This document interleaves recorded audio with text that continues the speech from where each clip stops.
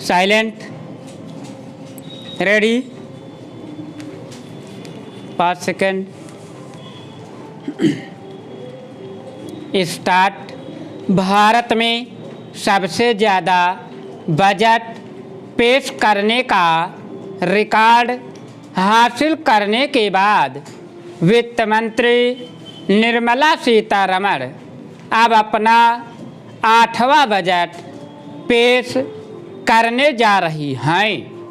उनसे पहले सबसे ज़्यादा बजट पेश करने का रिकॉर्ड मोरारजी देसाई के नाम था, जिन्होंने 6 बजट पेश किए थे। बजट का नाम आते ही अर्थ और वित्त जगत ही नहीं बल्कि खबरों पर नज़र रखने वाले हर एक भारतीय के मन में सवाल उठने लगते हैं या उम्मीदें जागने लगती हैं। ज़्यादातर के मन में सबसे बड़ा सवाल यही होता है कि बजट से हमें क्या मिलेगा। बजट कुछ साल पहले तक के बाद की सबसे बड़ी हेडलाइन होती थी, क्या महंगा हुआ और क्या सस्ता। तब कस्टम, एक्साइज और दूसरे अप्रत्यक्ष कर भी यही कम या ज़्यादा किए जाते थे। जीएसटी आने के बाद से यह काम करीब करीब ख़त्म हो चुका है। अब महंगे सस्ते का मामला सिर्फ सीमा शुल्क में फेरबदल तक सीमित रह गया है।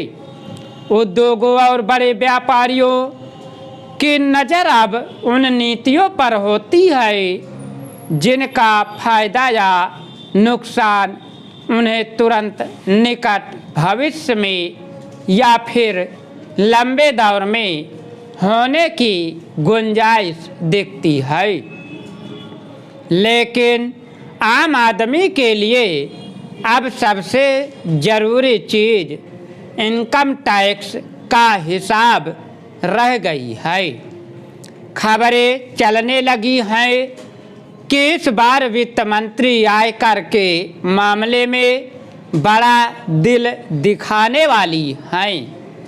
चर्चा तो यहाँ तक चल रही है कि कर मुक्त आय की सीमा यानी इनकम टैक्स का पहला स्लैब बढ़ाकर 15 लाख रुपए सालाना किया जा सकता है।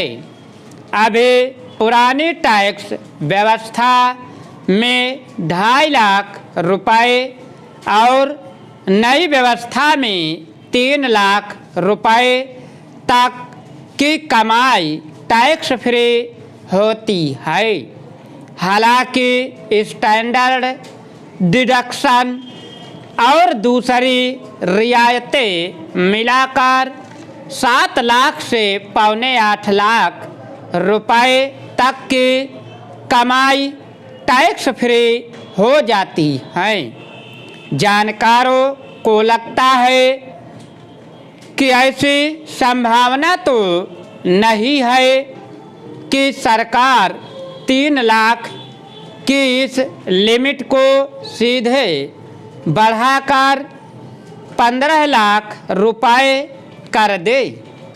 लेकिन ऐसा हो सकता है कि वेतनभोगी कर्मचारियों के लिए स्टैंडर्ड डिडक्शन और बाकी सबके लिए भी इनकम टैक्स से छूट वाले निवेश की सीमाएं बढ़ाकर दूसरे रास्ते से उन्हें राहत दी जाए। आम आदमी और मजदूर संघों ने तो यह सीमा बढ़ाने की मांग की है।